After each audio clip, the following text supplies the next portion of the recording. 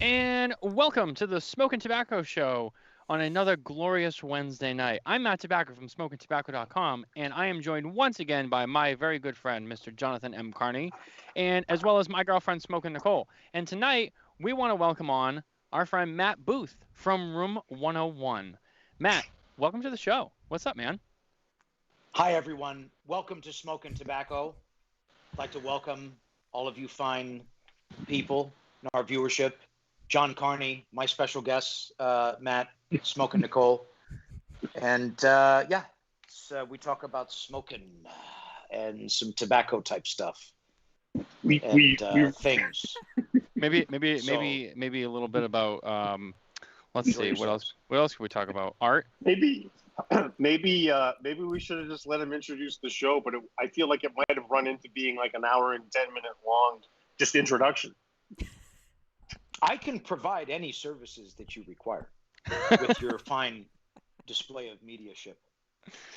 Matt, welcome. It's good to have you on the show, and it's good to see you personally. I haven't seen you. I haven't seen your beautiful face for probably about a year now. I know, man. Which is wild. We get to be single serving friends with a lot of the industry in different areas, and you've become a good part of the cigar family for me. And it's been weird not to be around. It's weird to see you this way than it is in person. But welcome. We're excited about it. What are you smoking tonight? Are you lighting up? Yeah. I haven't fired anything up yet. I just got here. Why are you trying to rush, Daddy? My God.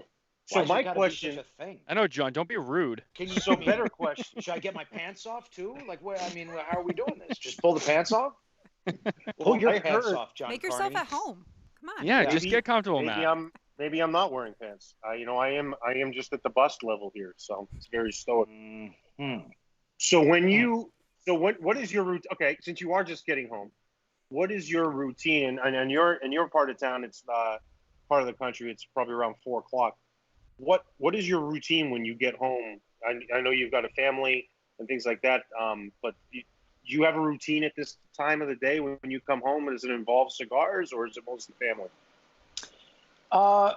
Man, we just brought my son home from kindergarten, right? And typically when I'm here, I work from home from my command center, my outpost. I station Room 101 Zebra up here. And when we get home with my son, we just try to spend as much time together as possible. It's actually been majestic, this past year, having the opportunity and the luxury to spend the kind of time that we've had together. It really has helped to us to reevaluate, But yeah, it's pretty much doing whatever. Yesterday, I was introducing him to the Terminator movie franchise. He's been on a Predator and Alien kick before that. So we're just kind of going down all the RoboCop is next by his request, of course. That's awesome. I saw a post you made because obviously I follow, try to keep up with everyone over the last year through social media, which has been great. But you did make a post, I think, several months into COVID, and I remember I was up home as a grown adult man living at my family's home because I happened to be in Maine when these lockdowns happened. And you made a post about family and said how the challenges and whatnot, but you were looking at the bright side and how positive it was to spend that type of time. And what's funny is I thought about in that moment, I was like, I'm a grown man and I'm living with my older parents at a time where I have my own place, I have my own career, my own things, and I'm here. And I looked around and said, what a unique opportunity to be able to have that type of experience, because you may never have that opportunity like this ever again. And it was a challenging thing. But your post really did strike a tone with me. And I looked at it and said, you know what, this is great. Like this is not a part of people's lives where they usually get to really cherish those moments 100% of the time. And it was nice that when you posted that, really hit home. No, man, that's real.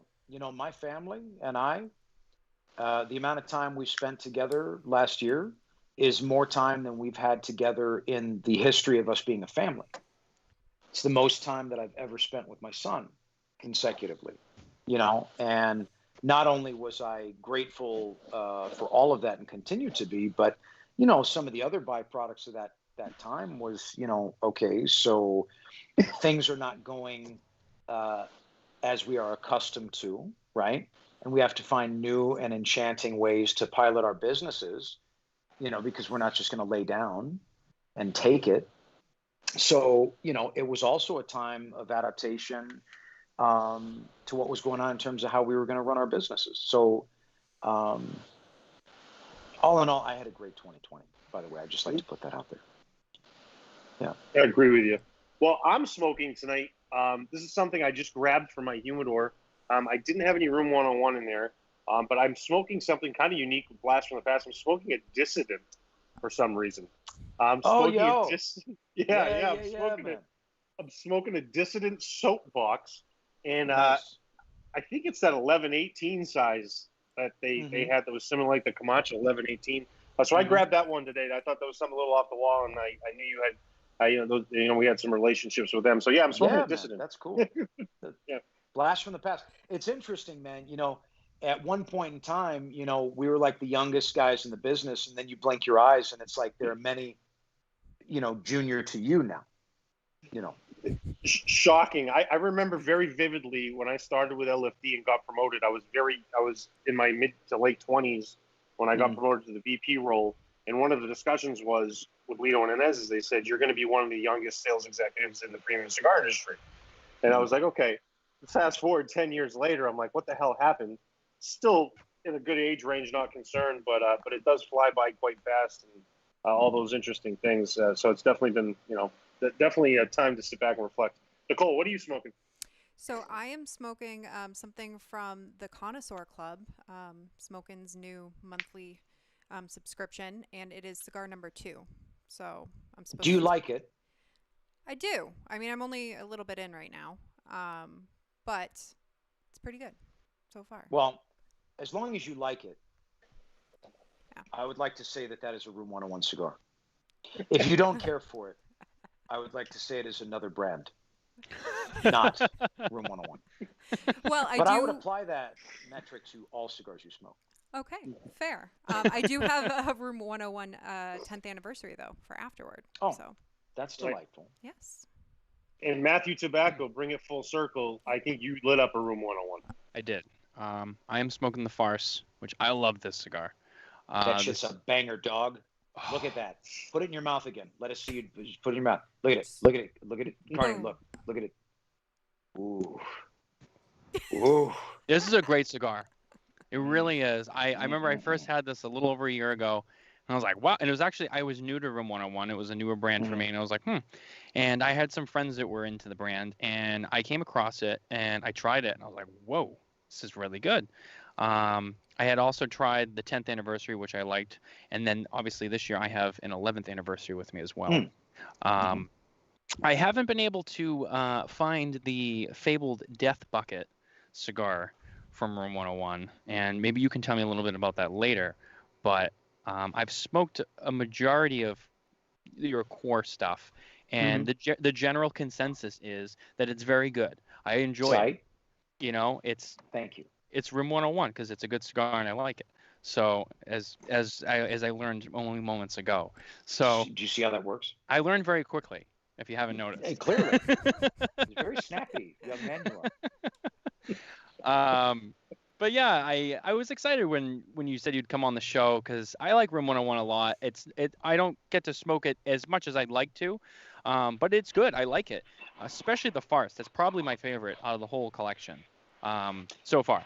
And but I know that you're a very interesting character because you have not only you in the cigar industry, but you're involved with jewelry, and I know that you have your own gin through Room 101. So you kind of have a couple of things going on. That's correct.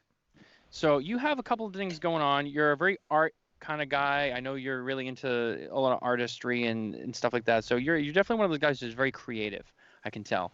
And I'll be honest with you, before you even came on here, a lot of people told me, because I'm like, hey, we got Matt Booth from Room 101 coming on. They were all excited because they're like, man, he's a great guy to have on. He's just a lot of fun, and he'll take over the show if you let him. So even if you don't let him, he'll take over the show. It's a great time. I feel very restrained right now. I haven't broken out of my podcast cocoon. Yeah, that usually happens at about the 15-minute mark. And Yeah. I spread my wings and I fly. I've been told that. I don't even have a counter thing on here, so I can't. I'll do it by feeling. Don't worry. I was told to be on my toes because at any point you could just, the show now belongs to you. I could activate. Yeah. You can coincidentally, he's one of the few guests we have.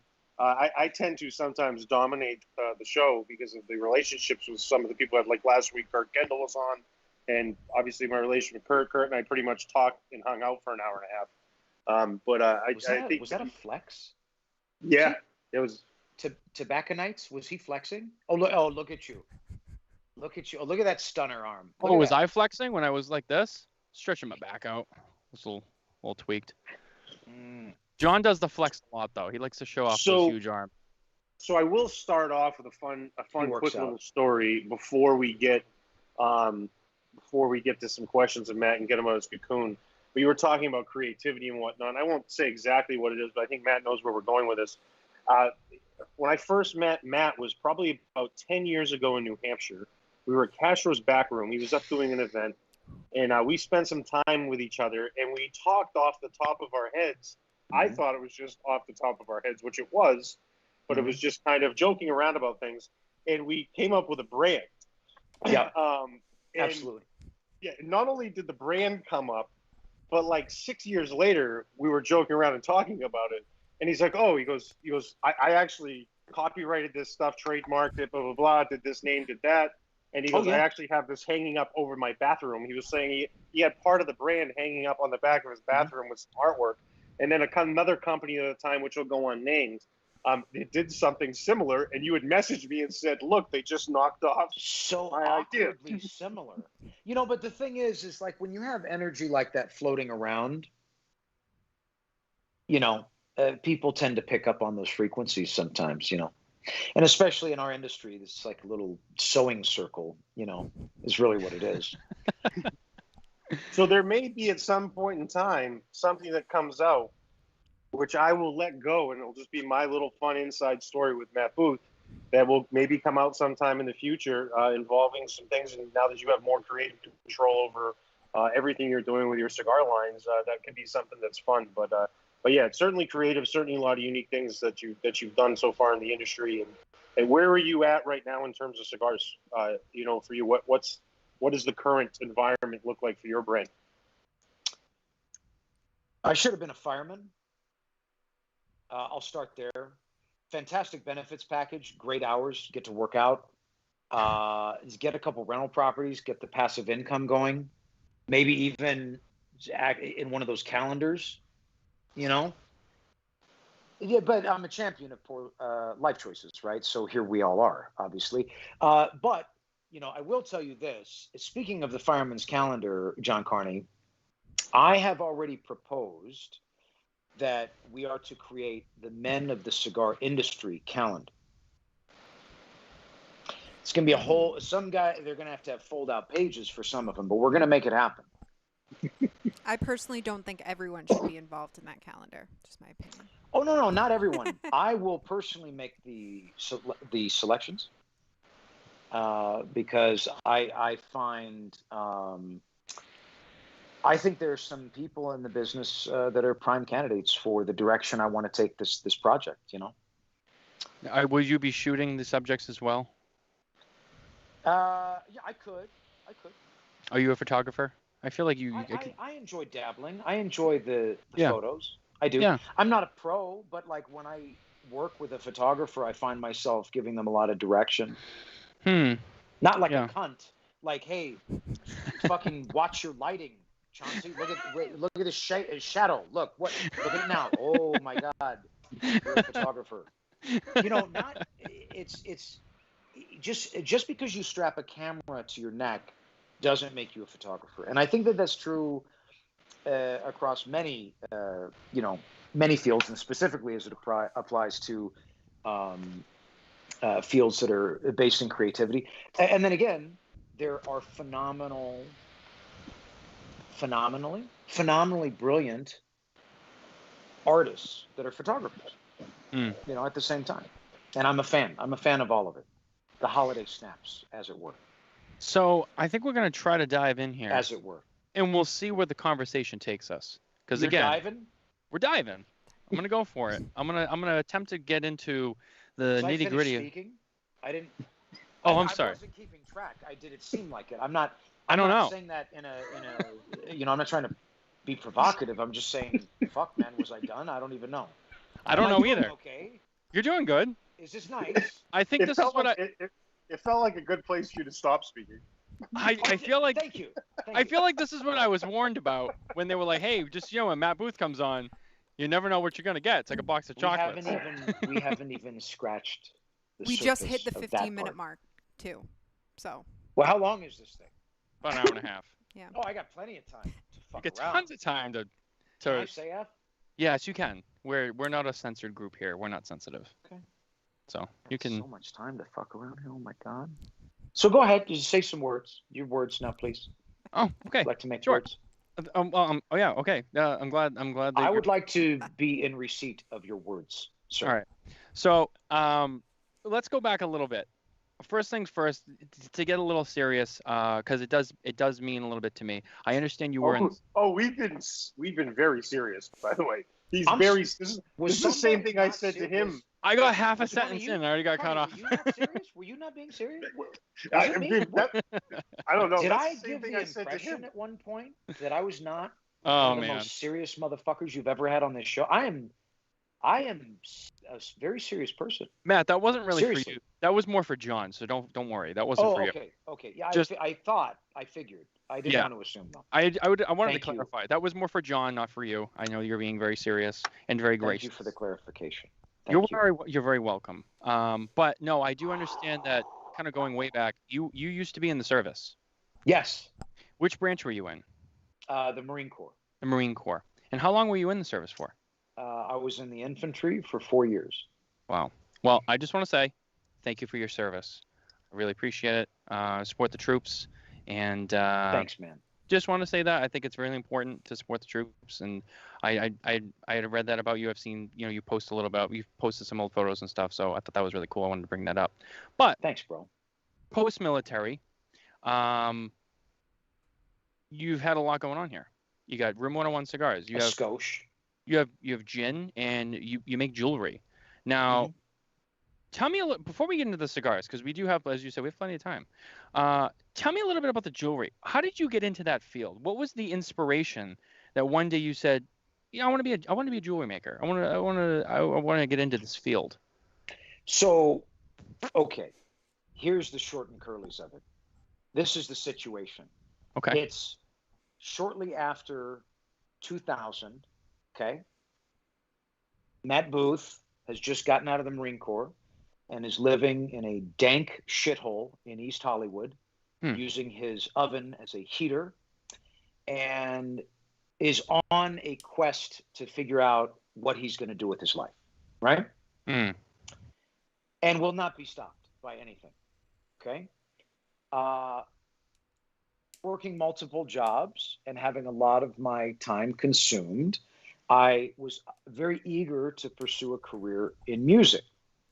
But this is highly demanding, in terms of time commitment, and availability, not too much different from the kids that are there pursuing acting careers. They have to drop everything, go at a moment's notice to show up for this opportunity and that opportunity. And you got to go 100% of the time to receive 0.05% of when it actually works out. And that's how it works, and so I was very much enamored with I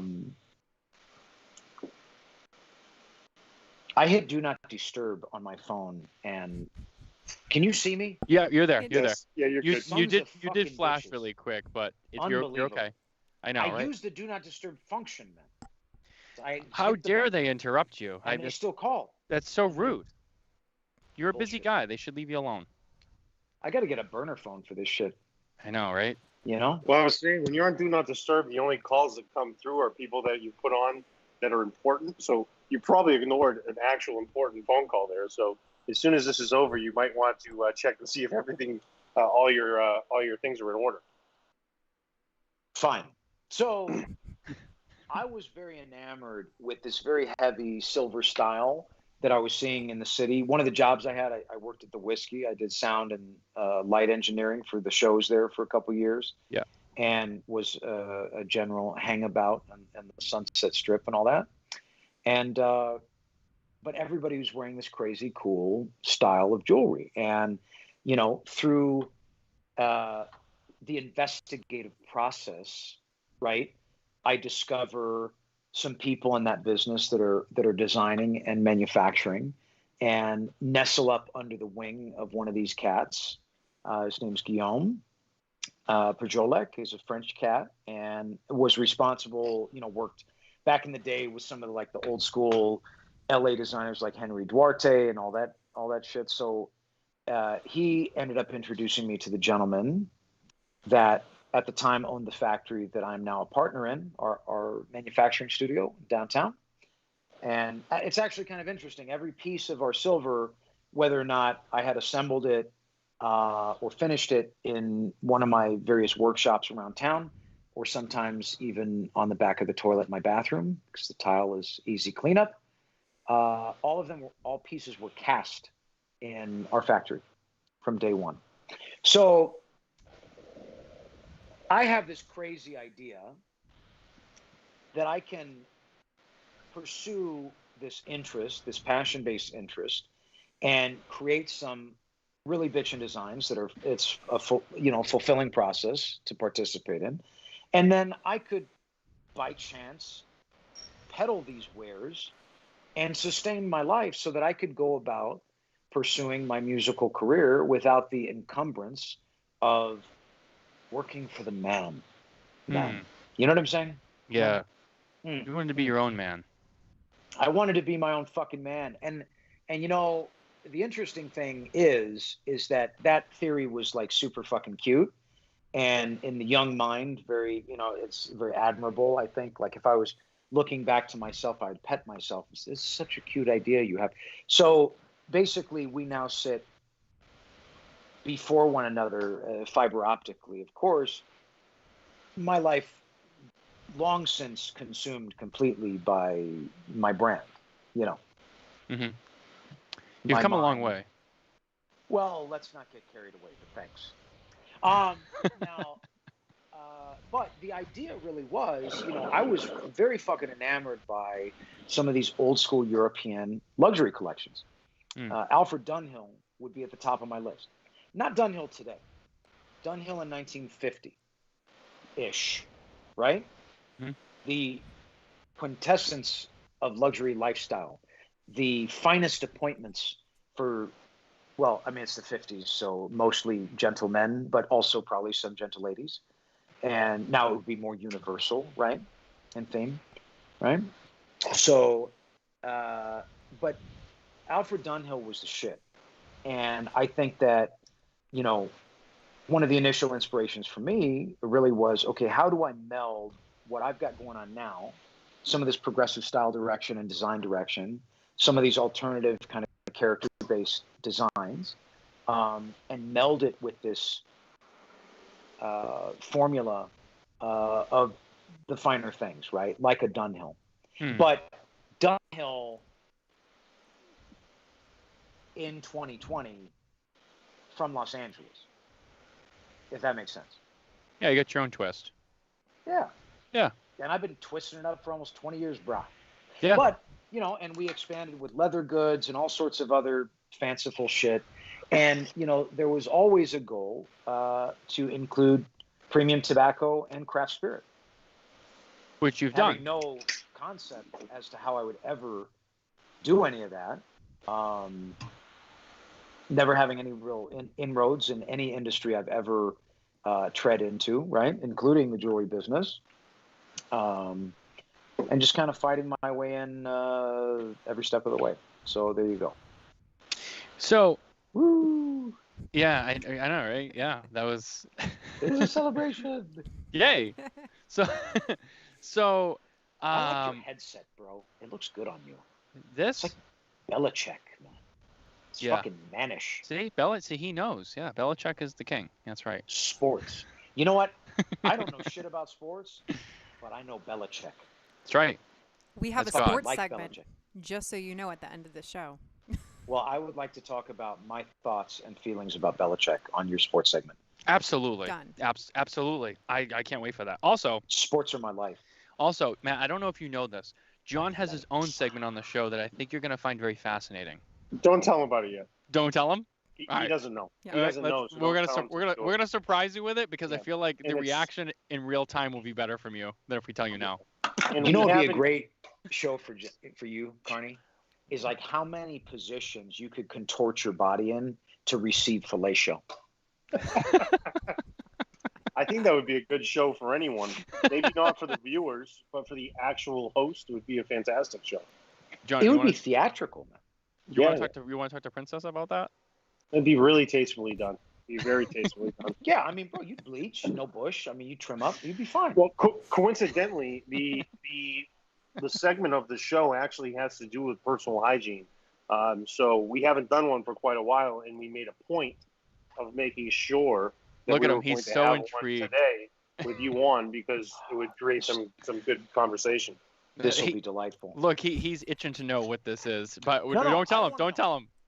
I don't want to know. I don't want to know. I want to react raw. Yeah, I know. Feel it in the moment. This is going to be good. Be engaged, man. Do Um, you know that when I used to travel, and I love to say that when I used to travel, Yeah. when I used to travel for the promotion of that wasn't for you, that was like for the universe. Yeah. For the promotion of my brand, I had a process that I developed. Carney, have I ever told you about cigar uniform? Have I told you about this? No. Okay, so my process of cigar uniform was that I would take one set of clothing, black jean, black t-shirt, drawers, socks, chucks, right?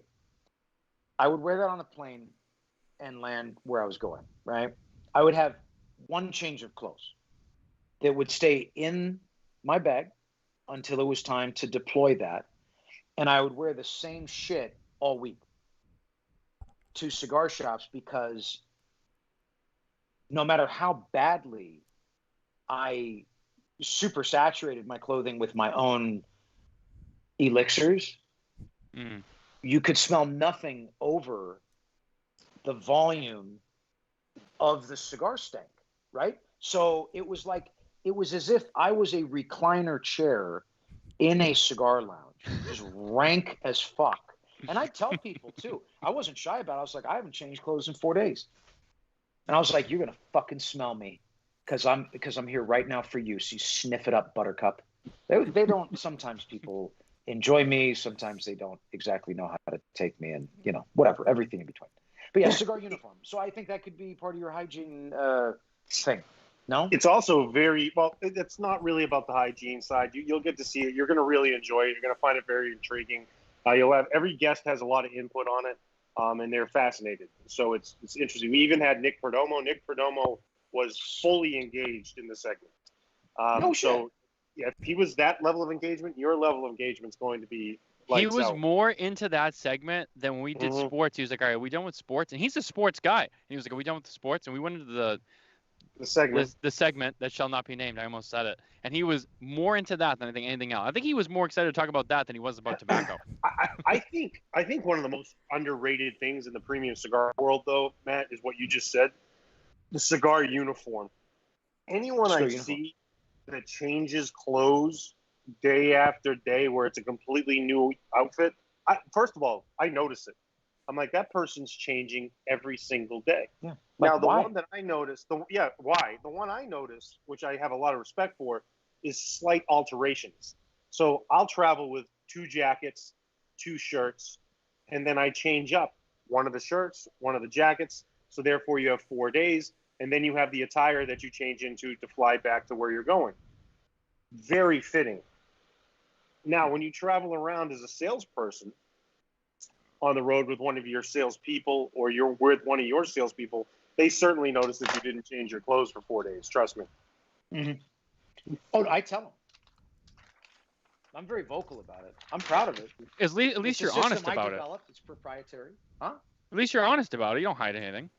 Well, no, it doesn't. But it doesn't make any open. sense to do anything other than that because you're in 5, 6, 7 cigar shops a day. everywhere you're going, you're having a cigar. Yeah, You're fuck going your out life. there. You stink. I mean, it's Exactly. over. You're master of You your know? brand. Like, why would I?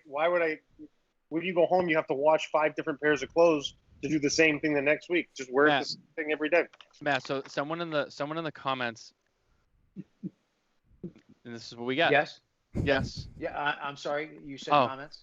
In the comments, someone wanted to know what about your what about your underwear? Is that included in the non-change, or you change that up? If someone in the comments was fucking listening, I said draws, man. I changed nothing. Nothing. I specifically brought it up just so you could react to that. Nothing. And then I take the laundry bag in the hotel and I double down on that shit. Sometimes you got to get the bags out of the trash can and you got to contain the fucking biohazard that you've created over the fucking week. Yeah. And stuff that into your bag and wash yourself and be on your way. John, It's a living. This is probably the most interesting concept that I think has come up on the show. It's not just an interesting concept. The thing is, it's actually real. Like anyone, and by the way, well, yeah, that's what I mean. We're quietly judging the people that are changing their clothes every day. You know, if Like there's somebody this has a slight alteration, like thinks she's clean. Yeah, Like, why this waste guy your time? changed his clothes and got 6 different pairs of shoes. IPCPR is the best week to do it, though, in my opinion, or the PCA. The trade show is always the best time to judge people's clothing because you have people changing every day. And again, I just brought an extra 2 or 3 shirts on top. We rotate through different designs, different combinations. But you got people out there changing every day, and I'm like, what do you think this is? GQ? Like, this is the Premium Cigar Association. Yeah. Nicole, you've been quiet over there. Do you have anything you want to say over there? Do you have any questions for Matt? I feel she has a lot, but she's like holding it in. Is reserved at this moment. I just wanted to make note that you were the first person to ever swear on the Smokin Tabacco Show, and already you were up to 13, now 14 fucks.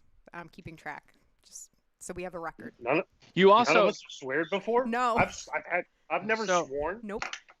Wow. So, Matt, what's interesting, Thanks for noticing, is you also dropped another word that to a lot of people in this country is very offensive. However, there's another country of which Nicole has lived in where that is more commonplace than any other word. Oh, you guys already forgot. No one even caught it. I said draws. No, I caught it. Yeah, I think John knows what I'm talking about.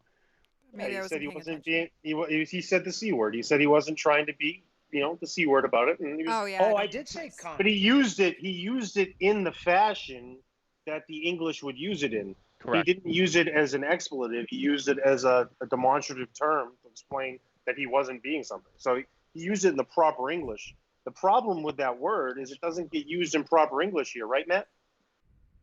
Well, I mean, look. What, Matt me or Matt he? You're Matt. He's Matthew.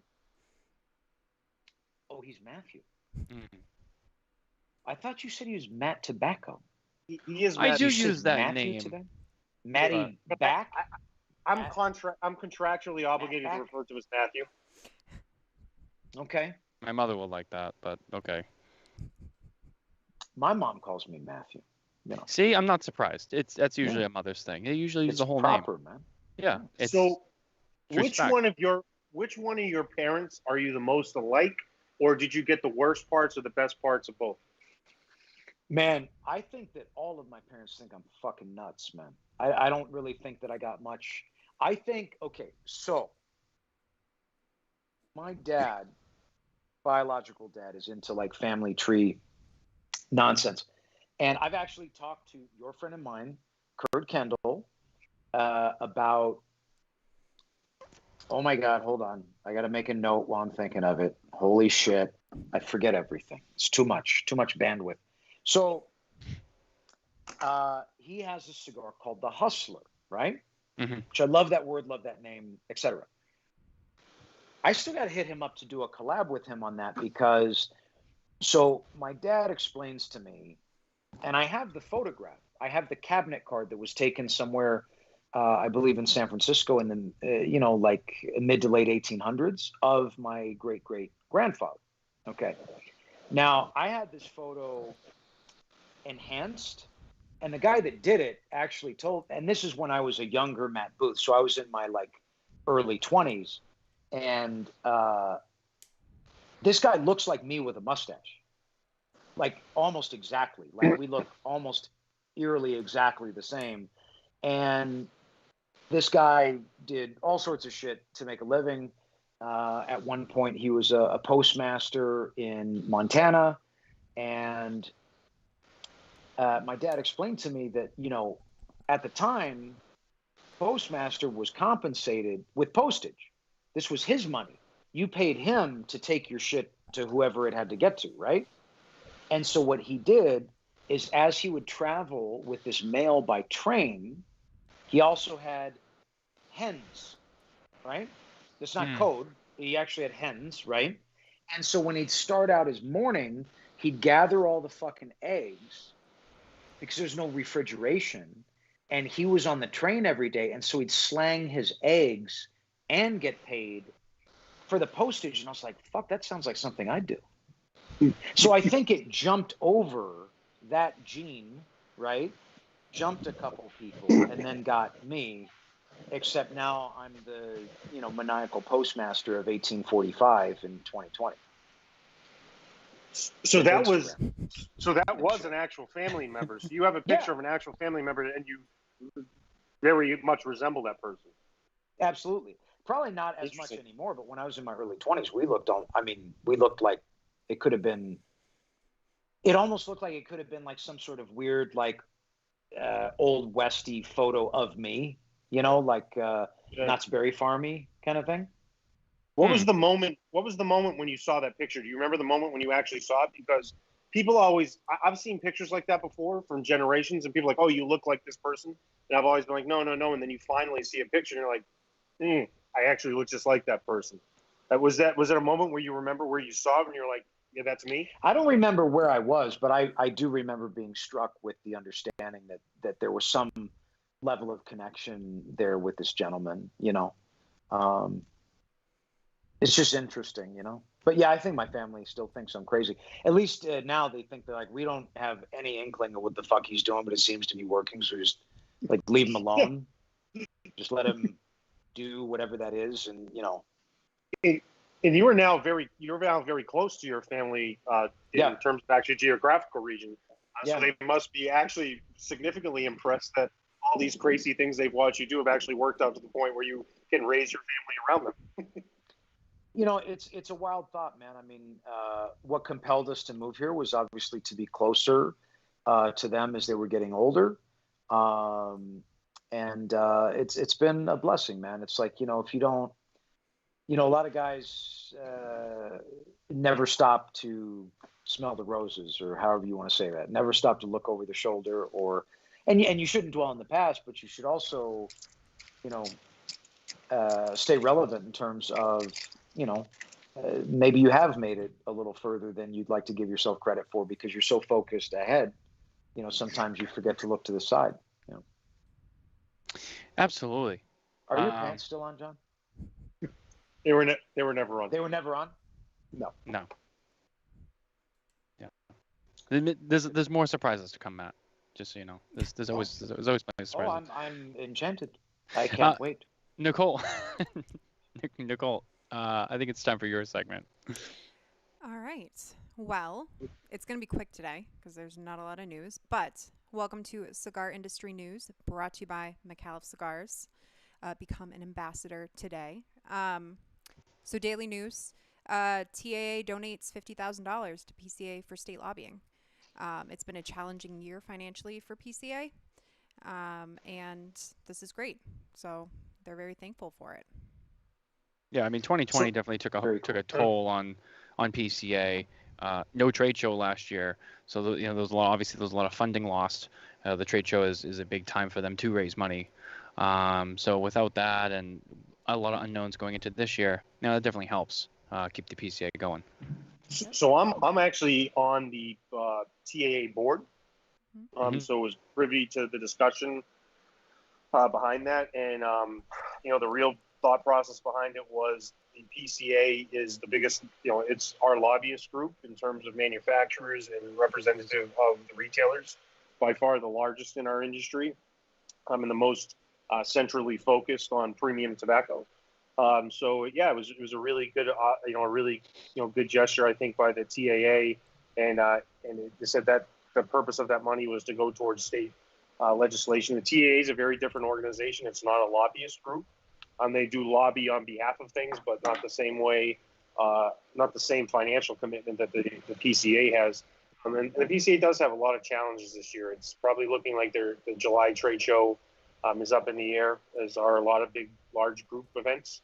But any little bit helps, and $50,000 isn't chump change. That pays to have pays to have a lobbyist around for a period of time, and so I thought it was a really good gesture. As I said, I'm part of that board, so that was something that that I had advised on and discussed, and it was it was a good gesture, and I think it was nice to happen, and I think it's very important for any associations in this industry to support each other's causes. I think it's important that these associations operate independently, but financially they can support each other in areas that benefit everyone's mutual interest, and I think that's a really nice gesture. And we haven't seen anything like that in the premium cigar industry, to be real honest. Manufacturers and retailers provide financial support, but to have an association step aside and make a financial contribution to another association is a really unique gesture. Absolutely. Yeah, That's I was very really cool, happy to man. see that. Yeah, I was really happy to see that. I think that was a good move. And hopefully, everyone can just continue to make it through and survive these uncertain times until we, can get back to a sense of normalcy. So But this is the McAuliffe segment. I joined the McAuliffe ambassadors, and I said I was going to be the worst ambassador since I can't physically be an ambassador for them, since I have several legal documents that I have signed from my position with my company that doesn't allow that.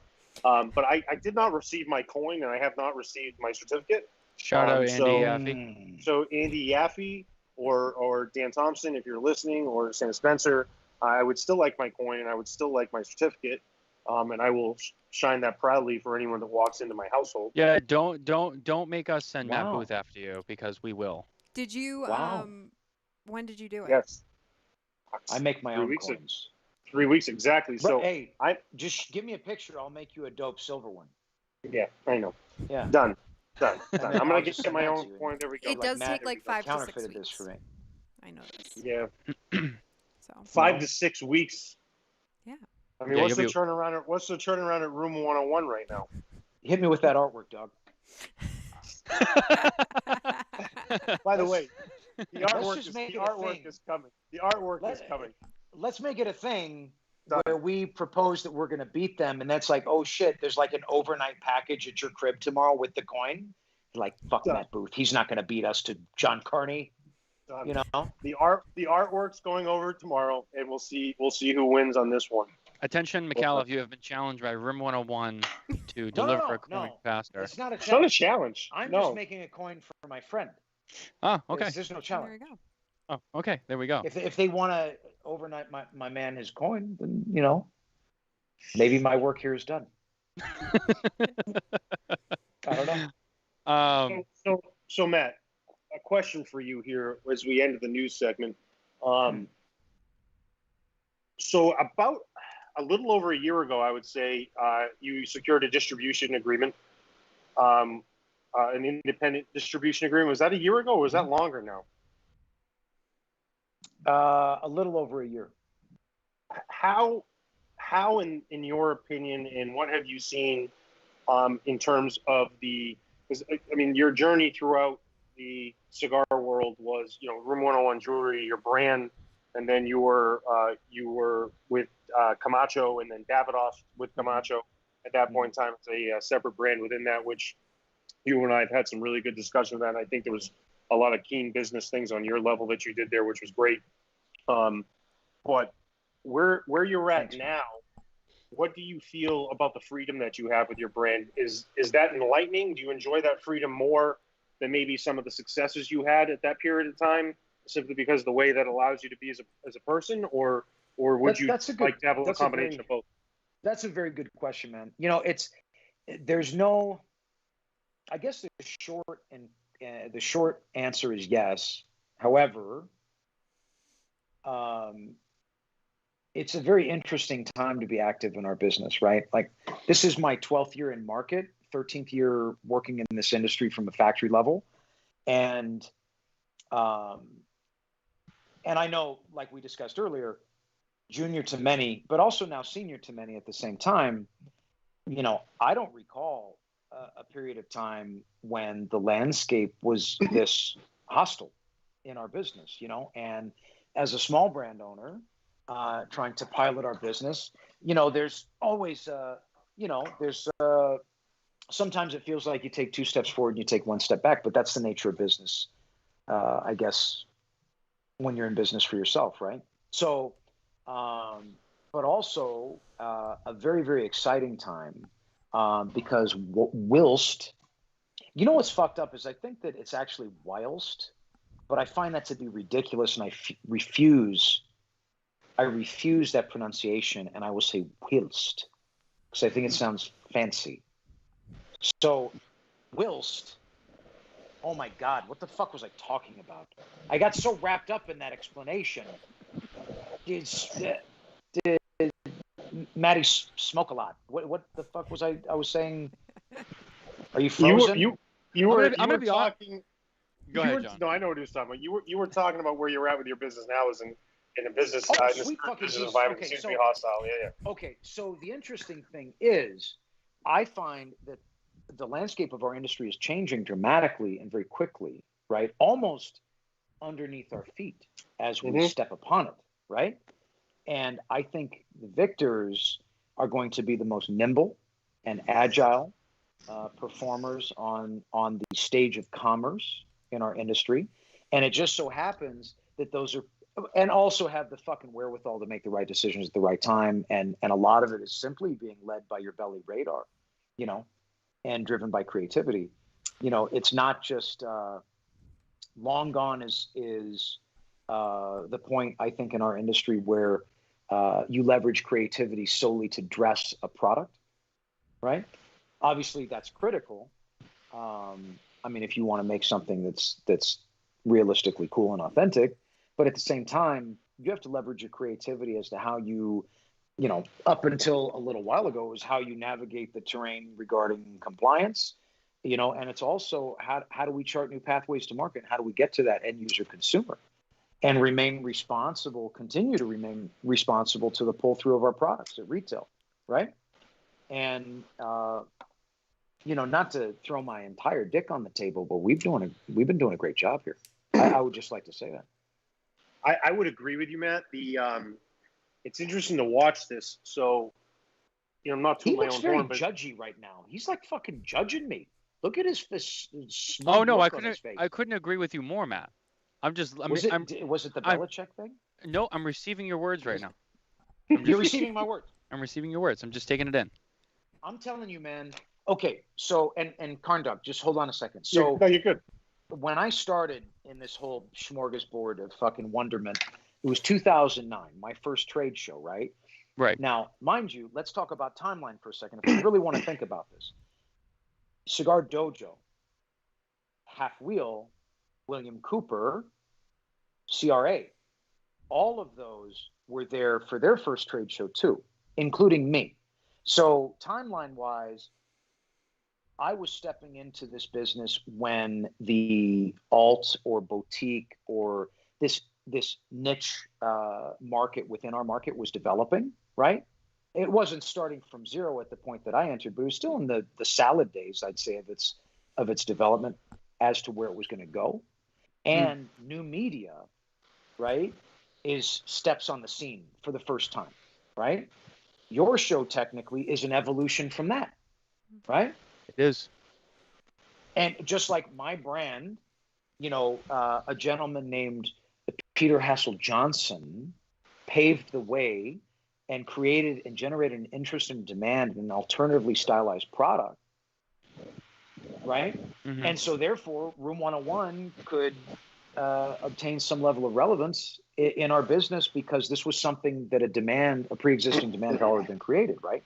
And then brands that came after, you know, I came after them. There are many that came after me, and so on and so forth. Possibly far too many that came after me. Sweet Jesus. I mean, for the love of saturation, like. You think there's too many boutique brands out there, Matt? It's not just. Yeah, it's not just boutique, but like, what Matt's talking about. Like, I look back to the cover. I don't remember what year it was. What was the cover of that Cigar Press magazine? What was the? What year was that magazine for? 11? 12? So you got this alternative style of branded cigars, and you've seen this in other businesses as well. Jewelry. I mean, you've been part of it in jewelry as well. You see that maturation, and there's no time than like right now where that's matured into something unique and different. And you said something, being nimble is what's huge during this period of time, because when this gets back to some level of normalcy, to what we think is normal, the rules of what we do and how we manage and market and brand ourselves and brand this is going to be so upside down that it's going to be very obvious the companies that weren't able to be as nimble as they were, or weren't as creative as they could have been. Even just sitting here talking, in your office, the fans of Matt Booth, which I consider us good friends here in the business, and also like sitting and watching you in your office, your home is a great thing. Sitting watching Pete Johnson in his place down here in Miami, in his backyard, sipping on wine, smoking a cigar, is a unique way of connecting, and that connection is great in person, but you there and where you're at now is very natural, and where we're all at, things we've been doing with events that I've been doing, some of our cooking sessions, the Hacking Gourmet Show, different things like that. And all the industry is getting really, really creative, but you can tell the ones that are most nimble and have the most control over what they're doing, because it's creative, it's new. Everything they're doing is growing off what they've done before. And we're going to see it even more as we get back to somewhat of normal, because the rules have changed, and it's going to continue to change. And the ones that were in a unique position are going to succeed. And you don't have to succeed. Success doesn't mean being in every store in the entire United States. The success in the premium cigar business can be, I'm in several hundred stores that are very supportive of what I'm doing, and part of what the brand's created. So I have to call an audible here. I don't normally do this, but I think I might be able to get away with this on the show, or even if I don't, it'll be entertaining to see Matt's reaction. But I have a quality. Did you just kick John Carney out of the show? No, I think you diminished his square. I know. He's gone. You enveloped him. We sent him away. Yeah, he probably went to pee and just. Yeah. He took this as a bathroom break. It was so abrupt, though. I know, it was rude. He didn't even excuse himself. He just like, bye. Okay. Outro. Thank you. All right. Well, that's. But anyway, I don't normally do this, but I have a quality control issue with a product. Ooh. Okay. My cigar has begun to unravel here. I don't know why. It just has begun to fall apart. Well, I don't know why you've been aggressively finger fucking it while you've been smoking it. All right. Because it's good for his mouth hole. User error prevails. Well, I'm sorry. What's that? I said it's good for his mouth hole. I can't stress this enough. When you smoke, don't finger fuck the merchandise, man. You start to. Well, Can I make a suggestion back to that? No, you can't. Don't worry, I'm back. Oh, wow, that's rude. The one thing he's not telling you, Matt, is he's in Massachusetts. He's sitting on top of a garage, and he has a fan vent blowing air in and out, so the humidity level is not consistent, the temperature is inconsistent. He took it from a humidified environment, and that's going to happen. And the farce, I think, is that Connecticut broadleaf? That's San Andreas. Or is that San Andreas? All right. So San Andreas is a tobacco that's not incredibly delicate, but it's not like Connecticut broadleaf where it's really thick because it's growing in a cooler environment than a warmer environment, and during the day and at night. So there's a lot of environment is experienced, which makes it very tough. San Andreas grows in a valley that's very tempered. It's very normal, and it's a very unique tobacco, and the flavor profile and it's excellent. But it's a temperamental tobacco, and you're in a freaking carriage house. What a fucking savage. Do you see how he manhandled that cigar?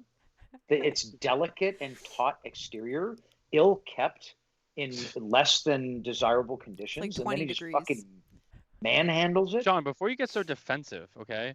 I purposely brought this up just to get him going, because Clearly, this is just what he does. He may never come on the show ever again.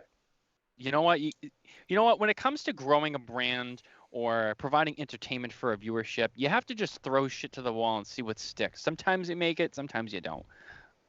At least I try. I think we did great. I think you did a great job, Matt. Just for the record, you did great. I think thank we you. did great. I think you might have actually thrown that cigar against the walls, like literally. It looked that way. No, you know what happened? It was my fault. I took off the secondary band because my burn line was getting close and it cracked. So I'll tell you something that drives me nuts in cigars. So one thing that people don't understand too is, so they grab a cigar, the cigar's in the humidor, they pick up a cigar, everybody in the humidor, there's people that squeeze them. And I'm like, what are you squeezing for? Like, oh, I'm to see if the draw is good or this and that. And I said, really what you're doing is you're creating little micro sensitivities in the actual wrapper tobacco. All right. Same thing when you remove a band, you have to put your fingers on it to a point to create some strength so you can actually have the torque to pull the little band off. It doesn't take a lot. But I've seen so many times where a cigar starts to unravel somewhere, unravel here. Even with our brands, happens. It doesn't have, it happens, and you never know who touched it, who squeezed it, who created a little micro weakness in that cigar. And it's challenging. That's one of the reasons why we all put our cigars in cellophane, is because when they're not in cellophane, if you've ever had to return cigars in your life, Matt, you know that 99% of them that come back because of damage are uncellophane that people have manhandled. Same thing with me. When I get returns, it's products that are not in cellophane. The ones in cellophane are 95% of the time perfect. If there's something, people don't realize the little things that can happen, the way you touch a cigar, the way you squeeze it, the way you remove a band, how that can create micro weaknesses in that tobacco. And when you put fire to it, it causes issues. The interaction you were describing with the alleged consumer, I thought was very well sculpted, and I think the approach was strong. I opted to encapsulate that message previously by saying, don't finger fuck the merchandise. People love when I speak to them. And when I speak to them in this fashion, it always bewilders me. I think, fuck, I got away with something. Like, I actually was like, ooh, but I can't stop now because I'm like on this fucking tear. I will say, man. Out of everyone that's been on the show, I think that you're the first. You're the first one to. We're at like 27. Really like enlighten us with your wisdom in such a different way. And by that I mean being so verbally direct and manhandling us back with, your own input on things. Fervor. It's my pleasure, and thank you. That's the beauty of one of the many things, and one of the many reasons that I desperately love our business is because in my position, I am offering my interpretation of this thing that I love, right? This is my spin on this thing that I hold very dear, near and dear, right? That I love. And many of the brand owners, as long as they're authentically vested in the development and creation of their products, are doing the same thing, right? But when you step in front of the product, it's also how you represent it, right? Mm-hmm. And so I do this. A lot of us are speaking the same language. We're saying the same things. We're just saying it in our own way, in our own words. Very true. With me, there's a bit more, obviously. There's less filter. It's a little bit more direct. Yeah. But, it's a little more raw. Oh, it's raw, dog. Yeah, it's raw. Completely. Nicole had a question, though. I did. Yes. So as I was doing some promotional work for the show this week, I came across the hashtag Room101 Shadow Army. And I am looking at a Room101 Cigars speedo right now. Yeah. And I'm curious as to what the Shadow Army is all about. Well, I mean, the Shadow Army is a devout group of soldiers that are dedicated to our brand's philosophy, and our way of life. Led by one fearless Shadow One, Cyber General of the Shadow Army. And it's really just a place that, you know, our collective of beautiful weirdos can gather without fear of persecution, you know? And what was the other question? No, I was just curious. And how long has it been going on for? Is it newer? Hot minute. Hot minute. Hot Okay. minute. Hot minute. Hot minute. It sounds like another Matt we know. He always says hot minute all the time. Sorry, Matt. Go ahead. It's all good. Yeah, about a year. A year. Okay. And it started as just a funsy little experiment to see if we could actually consolidate all of our like our weirdo energy, and we have. It's awesome. Well, I like the speedo too. So. Oh, that's what I wanted to tell you about. So, Carndo, you know my man lover friend in the business, Keith Rumbo. Mm-hmm.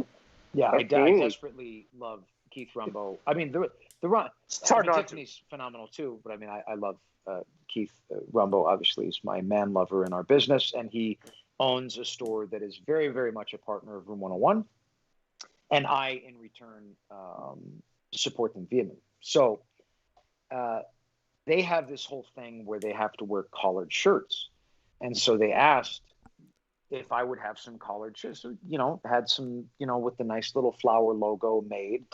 And I was like, you know, since we're embroidering stuff, we might as well add on a couple custom Speedos for, you know, some of their top salesmen and the owner, of course. Right now, that's actually, one of them is attached as a face mask to the giant piñata of my head that hangs proudly in one of their stores. I wish I could see that picture too. Well, it's on the internet. It's out there somewhere. You'll have to just keep digging for it. So, Matt, one of the things is we're not very traditional either here at Smokin Tabacco. You know, I like to ask all sorts of different questions. I'll get into the, you know, the products and stuff like that. But I pick and choose. You know, I try not to make it too general, like, oh, tell me about this one, tell me about that one. You know, and as you notice, we haven't even talked that much about cigars on the show. It's just been kind of more of a different kind of conversation. But one cigar question I do want to ask you about Room101. Dear God. Specifically. For the record, the only time we have spoken on cigars is when he was upset with the performance of the one he was smoking. Right. And now he's coming back for more. It's like he wants seconds. Let's see where he goes with it. I want dessert. Eye on you, bro. I want dessert. You know, I like a little extra sweetness after a good meal. So, no, tell me about the Death Bucket cigar. So that's something that I've been seeing, you know, all around social media. I've never had it myself. I'll be honest with you. I've never had it, but I've seen it around. It's a limited production, from what I gather. What's the significance behind that? You know, Death Bucket is a sub-brand franchise that we developed with one of our one of our favorite partners in crime, Privada Cigar Club. We made it as an exclusive for them, and it was really an experiment for me. Because I said, you know, I've dabbled in this whole world of brand game, and there was definitely a need for some level of escalation, you know, and I wanted to up my own game. And so the creation of what we call Unobtainium and our Unobtainium sub-brand franchises was really birthed. It was the genesis of that idea was really when we created Death Bucket. And I wanted to create these things that were more sensationalized, that would actually continue to help drive the pull-through of our products across all SKUs, our core and our value premium, et cetera. And so it was initially, the way that product was rolled out was done a lot just instinct, via instinct and gut radar, and it worked out. So now it's like the fucking Yeezy of the cigar business. So there you go. Well said. I agree with that. The Yeezy. I like that term. The Yeezy of the cigar business. I mean, challenge that. I mean, I'm not a braggadocious fuck. I'm just saying, like, if I subtract myself from it and I debit personal, emotional investment, right? And obviously no one cares more than I do. I have to look at it for what it is. That cigar is like a fucking sneaker drop on Fairfax. Yeah. You know, and it's that sensationalized and it's that sought after. And, you know, and that was by, I'm going to say, you know, acting on theory in terms of the way that series was developed and kind of painstakingly rolled out. And, you know, I mean, I guess with anything, there's always luck too, you know, so there it is. Yeah. Well said. John, you're a little quiet over there. Normally you're a little bit more, you're looking a little plain-faced over there. What's going on? Why are you being quiet? Matt, back me up here. I was just listening to the words and receiving the words and watching you interact them. I'm enjoying your interactions right now. So, John, can I ask you a question? Yeah, it's time. Is it time? Matt, it's time. Okay. And I'm gonna change the screen. Change the screen, but don't tell him. Just let him see this like very last minute. I want him to. I gotta flip over my video. I gotta flip over the camera here. Okay.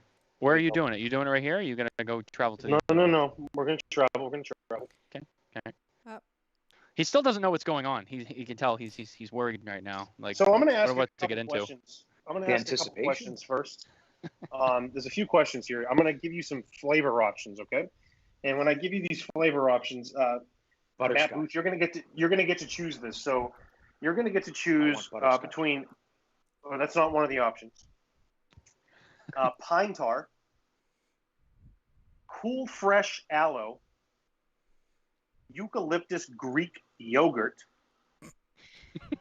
cold brew, erotic, gold moss, or deep sea goat's milk. I gotta go goat's milk, bro. I have to, and it's not because you said it last. It's because it's the milk of a goat. Solely. Well, Matt Booth, we'd like to milk officially from the fine teats of a mountain Smokin goat. Tabacco Carney's soap review. We do soap reviews on this show. We have gourmet soaps. We have craft soaps. We have commercially available soaps. Today, we're going to be reviewing a very special one to my heart. It's been one fantastic. Lately. We've taken over a month off of the soap reviews. Today, we're going to be reviewing the Dr. Squatch. Yes, Dr. Squatch Deep Sea Goat's Milk. Let me do a little bit of reading for you. We're raising the bar here. I think you'll appreciate this. For years, men have been forced to settle for boring, low-quality soaps with harsh chemical ingredients. Now you can turn your shower up a notch with Dr. Squatch Natural Men's Soap, handcrafted with nature's finest ingredients that your skin craves. So here we go. This falls under the craft soap category. Obviously, our friends with the Fire in the Hole soaps, I'm part of the soap club there, but Dr. Squatch has been a very popular one to me. The first one that I had tried was the Pine Tar. Fire in the Hole, you say, sir? Yeah, Fire in the Hole is it's called the Outlaw Soap Club. That was the highest rated craft soaps we've done on the review until we got to Dr. Squatch. And Dr. Squatch is kind of borderline playing a game from being craft or mainstream. Dr. Squatch is starting to get quite big, and they're having a lot of success, but I think they do a great job. And they still, in my eyes, fall under the craft soap category because they're the commercial soaps are like Dove, Irish Spring. There's a lot of chemicals in them. They're not bad. You just feel those on your hands. And these here are a little more craft because they're in cut blocks and squares, and you have pieces of oatmeal and different things inside of them that makes it crafty. So here we go. Deep Sea Goat's Milk. This, I'm going to be honest, just from the first scent, this smells like Dove. So this smells like a very classic commercial soap. One thing with soaps that aren't commercial, these craft soaps, they're not very greasy. They utilize essential oils. This one essentially is using some deep sea goat's milk. I don't know quite what that means. But this does have a very traditional scent to it. So this smells like when you think soap, this is what soap smells like. So we're going to get a little medium warm water here. A little bit of John, not to interrupt the soap review. I know how you feel about that, but I will say he did just get up and leave. Now, I don't know if it was an unrelated issue. Don't you worry. Don't worry. He's grabbing soap. I'm getting something he's inspired because I want to participate. Oh, he wants to. So we've got medium warm water here. We're gonna let this warm up a bit. Let this warm up just a little bit. So this already for me, the scent is gonna bring the score down on this one because it does smell like commercial soap. So we got warm water. I like to put a little bit of water on my hands first, put a little bit of water on the soap, and we'll get a lather going. In true Dr. Squatch fashion, we've got nice lather. One thing that was really nice about the pine tar is you can see a lot of that pine tar color, that black color on it. But this feels good, essential oils on it.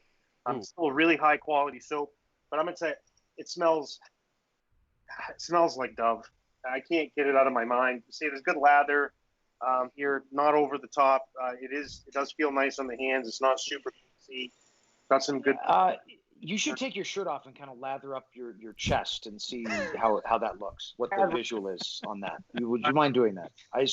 For the review. John, you got to do it. John, you got to do it. I think you should get a Matt Booth asked you to do it. You got to do it. I've had requests in the past to do a full body shower. Maybe like one of your calves. Maybe. Your arm. Your gun. What do you think? What do you think? He's too shy. She gets it. Oh, here we go. I already lathered. I do like the soap. It's good. I do feel clean from it. It's got the traditional texture of the Dr. Squatch after and craft soaps, not oily and greasy. The lather was okay. I'm gonna be honest. This is significantly. This is quite easily the least favorite of the Dr. Squatches I've used so far. I've only used one Dr. Squatch, but this is my least favorite. Not a bad soap. But it was good. It is, but I'm telling you, Matt, it smells like a bar of soap. So the goat wasn't the goat of Dr. Squatch. No, and I don't. It is a little creamy, and that's what those commercial Dove soaps. So the scent right on the side is what's doing it. And the Dr. Squatch Pine Tar was my favorite soap of all time so far. I got I think I got an 8.4. I'm not a big fan of this. I'm gonna go 6.8 on this. Wow. Dr. Squatch Deep Sea Goat's Milk 6.8. This is a soap you put in the guest bathroom when you have people coming over because you're not too worried about them using it. When they're done, you're just going to throw it away. That's what I would do with that. So Dr. Squatch Deep Sea Goat's Milk, 5-ounce soap bar. Man, made in the USA. It's a good thing, but now it's getting a 6.8. Man, this was not a great soap. The score would be lower if this was a commercial soap. I did get an extra point. It would be in the 5s if it wasn't in the craft category, but 6.8, man. I'm actually kind of upset because I really had a lot of high expectations about it. It just smells like regular soap. Carney, how do you feel about sharing a loofah with someone? That's a really good question. I mean, you're obviously a soapy kind of dude. I mean, you lather yourself up. I mean, do you use a loofah? I have used loofahs in the past. I don't currently use a loofah. I use bar soap and washcloth. Okay, let me set the stage for you then. So yeah. I come Give me over. Let me know where I'm at. I spend a weekend at your crib, right? And you say, "Hey, do you want a washcloth? And a fresh bar of Dr. Squatch for the shower?" And I'm like, "No, I'm cool. I brought my own." But then over the course of the weekend, you realize that your washcloth is not drying out the way that it normally dries out, almost as if it's being excessively used or used by more than one person. Do you continue to lather your body with the rag that I've had caressing all my hither, thither, and yons? And your bar of soap, by the way. I would only reuse the towel or the loofah if it was dry. If it was dry, I would assume that it hadn't been used. So if I went in and it was freshly wet, that would probably gross me out. Now, I will be honest, the bar of soap doesn't freak me out as much. I grew up playing sports. You had to clean yourself with what you have. So the bar of soap doesn't bother me as much as it does some people. The real question here is, how many people have used somebody else's loofah without them knowing? There you go. I mean, have we all? I guess on some level, yeah. So no, I don't really know how you could not know. I mean, it's not yours, and it's hanging up in a shower, and it's clearly not fucking crispy, shiny, and new. So that's been on somebody's undercarriage. It's a pretty distinctly clear. You would know if you used somebody else's loofah or not. Like, I'm well aware that I have. You almost said probably. Probably, I did. I feel like Matthew uses mine. I definitely have. I actually don't. I actually don't. Yeah, I have my own brush that I use. That's a Not at denial my house. on wax, recorded, and broadcast onto Al Gore's internet. He can't retract. It's on the record. It's on record. It's on record, yeah. The real By the issue way, here Carney, is I have a boutique soap that I put in my guest bathroom, and it's a soap for haters. Ooh. Huh. see, Yeah. that's craft It soap. says smells like seething jealousy. That's what it says. What's the brand on this one here? Because I'd be interested in taking a look at that. Does it have an Salty offer? grapefruit is the flavor. Whiskey River Soap Company. Oh, check them out. Stops the stink eye, washes away rumors, and okay, it doesn't work. That's what it says. Where did you acquire A lot such of you soap? hating ass bitches in this business could use some of Daddy's soap. Come on over and wash yourself up. Purify yourselves in the rivers of my guest bath. It's fine. Product. I'm sorry, you were saying something? I said, He where did asked you where acquired the soap? He has no idea where he acquired the soap. He acquired it from his guest bath. It's in. I have this out in my guest bathroom. No, I know, but where did you get it from before that?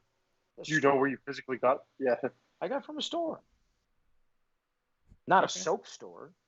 It's like a store that had a lot of other fine items. And I feel like that was one of those things that you discovered. You weren't shopping for soap, and you saw that, and you were like, I was like, oh, that's tight. I got to get that. Yeah. Yeah. Mm-hmm. So Matt, how the soap review started was the beginning of COVID last year in about February, when COVID was starting to create some traction. You traveling quite frequently realize how little people actually wash their hands while traveling. You go into the restroom, you watch people walk out. So I started doing Instagram live soap reviews. So when Matthew and I started doing the Smokin Tabacco Show over the summer, we started joking around like we should keep people that ask like, hey, Carney, those soap reviews were hilarious. My goal was to do them when I kept traveling, but obviously travel ended. So he added it as part of the Smokin Tabacco Show. And we've rated probably about 15 soaps. Not every week do we have a soap review. And we've done craft, we've done some commercial, we've done some gift shop soaps that you can get in the line at Marshall's that are discounted heavily that didn't sell during the holidays. And those have their own category, holiday soaps. Dr. Squatch was one of my favorites. I'll be honest, I'm kind of hurt right now because that pine tar one had been so good to me for the last few months. And to have my sampler set show up, and I only named 6 of the soaps. There's about 12 different varieties there.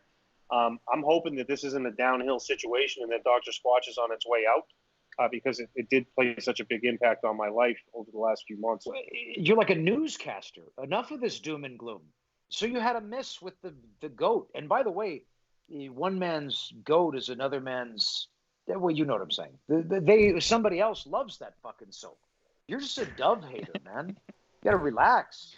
Use some Dove once in a while. It's all good, baby. So Kurt Kendall comments, rain bath, you're welcome. Okay, there we go. Rain bath, you're welcome. So there you go. There's some advice from the wise one, Kurt Kendall. Kurt, thanks for watching, bud. You know, it used to, and we love you, Kurt Kendall. It used to rain so heavily in Okinawa and Thailand. Like when you'd be out in the jungle, you could literally walk out into a clearing and just pull your fucking pants down and take a bar of soap. Not something as lush and fine as Dr. Squatch's goat jam, but you could wash yourself in the rain. It was like being in a shower. It was crazy.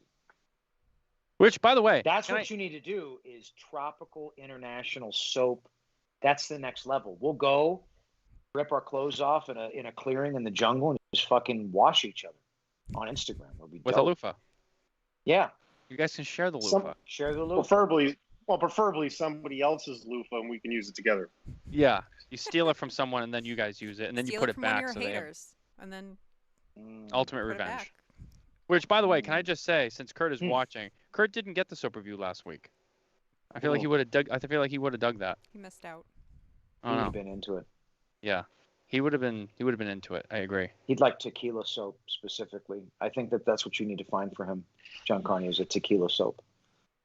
Which is funny. So since you bring up tequila, so you have your own gin through Room101. Yes. And someone had commented, how's the gin business? So tell us, how did you get into gin? And specifically, why gin? All right, why gin? There's a couple reasons. One, I wanted to do something that was both on brand as for Room 101 as a whole, and at the same time, something that someone from the cigar business wouldn't necessarily initially assume to be a proper pairing for a smoking experience. You know, and gin, being, in my opinion, one of the most versatile spirits that exists, I mean, can be blended a million different ways. You know, ours happens to be constructed specifically to be a pleasure to pair with cigar smoking. You know, there's something to be said for big fish in a small pond, which is an area that I am very comfortable operating in. It's a smaller category in the craft spirit space, and one that I felt at the time when I began developing that project, you know, was one that was ready to have its day in the sun for boutiquification, essentially. You know. Now, where is this room? I've never seen it around here. Where is it available? Is this nationwide or? No. So our product is available in Hawaii, California, Nevada, Arizona, and we're in the process of opening Texas right now. So within the next month, you'll see our product entering Texas, as well as North Carolina by special order. Now, how long have you, excuse me, how long have you had the gin as part of your portfolio? We launched the gin extension in the fall of 2017. Oh, nice. All right. So it's been around for a little while then. Now, what's your favorite way of enjoying your gin? What's your favorite cocktail or whatever it is? What's your preferred method? I like drinking our gin straight. I like drinking it neat. I also like, in terms of cocktailage, I like the Negroni. And a good gin and tonic is never a fail. Interesting. Yeah, I've never had it myself. I've seen it. You know, I know it's out there, and you know, it's delightful. I'd love to try it if I could find it, but it's kind of out of my reach, being up here in the Northeast. So, were you surprised at how challenging the distribution channels are with spirits? I mean, I knew what I was getting into. Of course, knowing by theory and knowing by practical application are two different things, right? It is a motherfucker of a business, man. You know what's funny is everyone that I come into contact with, I have this thing for like weird but yet brutal honesty, but in a way that's not insulting 90% of the time, unless you deserve it. And I tell people in the spirit business that I come into contact with, they say, hey, Booth, how are you liking your time in the alcohol business? I said, it's a horrible business filled with terrible people. And they all laugh. They laugh at me and they're like, oh, he gets it. He gets it. He knows. You know, but here, the reality is that it's, for me, it was part of my overall brand vision, right? My vision for what I wanted my brand to become, you know, and although there are tremendous challenges in achieving distribution of your product in that business, which you could have a whole fucking show about, right? And I won't belabor the point longer than it needs to be, but you know, it's also a space that, just like any other space I've ever operated in, if you really come with a great product, and you know, having pre-existing relationships doesn't hurt. It didn't hurt us in achieving some of our initial placements for the product. You know, you can make your way, man. It's the American dream. Absolutely. That was well said. Yeah, I mean, I think, you know, old saying, you know, goes, you can accomplish anything you put your mind to. And I think you're a good example of that, you know, from a lot of the stuff that I've learned about you from this conversation. I learned so much more than, you know, I thought I would. It's been a great time. But with that, something's more than you wanted. By that?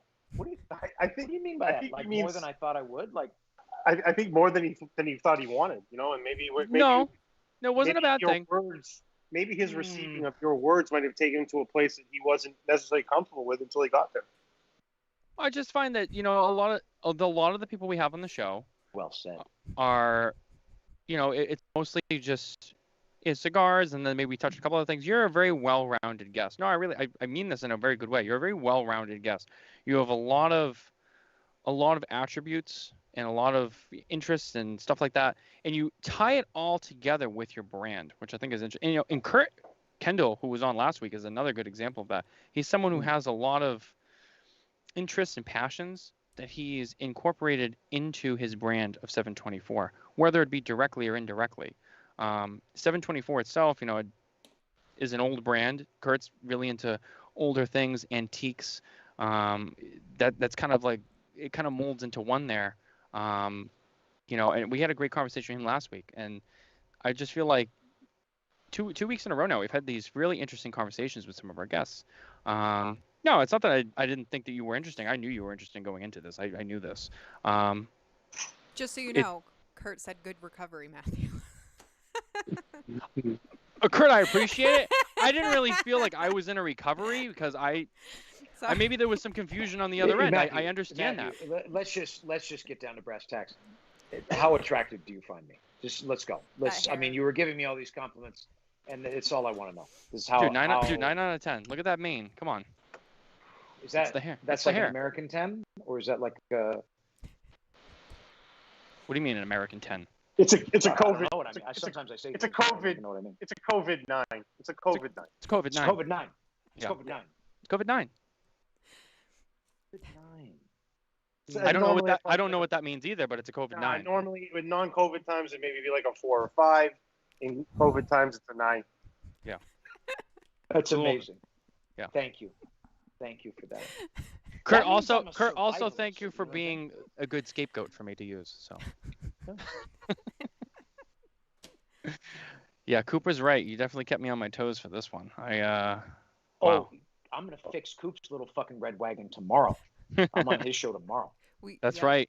And he's one of the guys I'm inviting to the calendar. So pucker up, Buttercup. Cooper, Daddy's coming for you.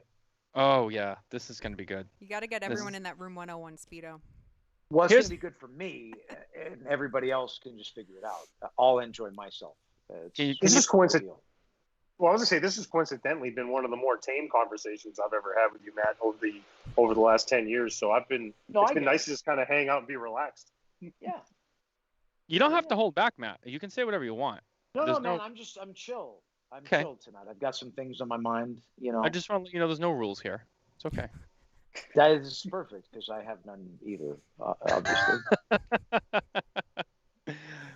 Sorry, we got to hit the sports segment really quick. Belichick. So, hold on one second. I'll let you say whatever you want about Belichick. Let me just hit this note really quick. We're going to our sports segment brought to you by Nova Cigars. Platinum Nova, make Nova big. Visit novacigar.com and use our code SMKTAB15 to save 15% off your next order at Nova Cigar. Thank you. Now, Matt, you have the floor for the sports segment. What do you want to say?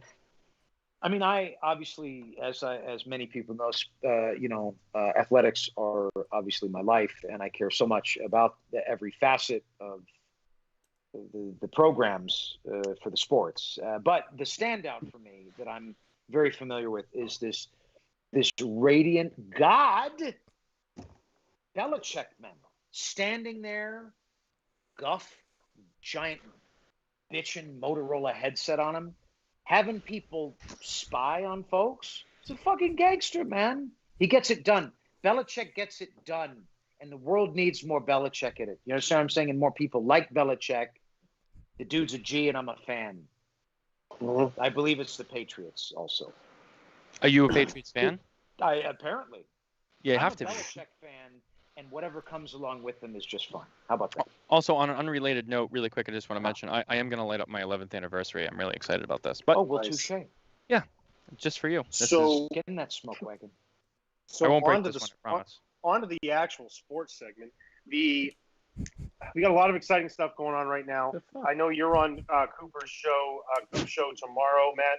I'm going to be on his show on February 2nd for the big game show to talk about the Super Bowl. So if anybody's watching and has been part, I think the biggest news in cigar sports has been the hatred and vitriol for whether Tom Brady is the greatest of all time or is not the greatest of all time.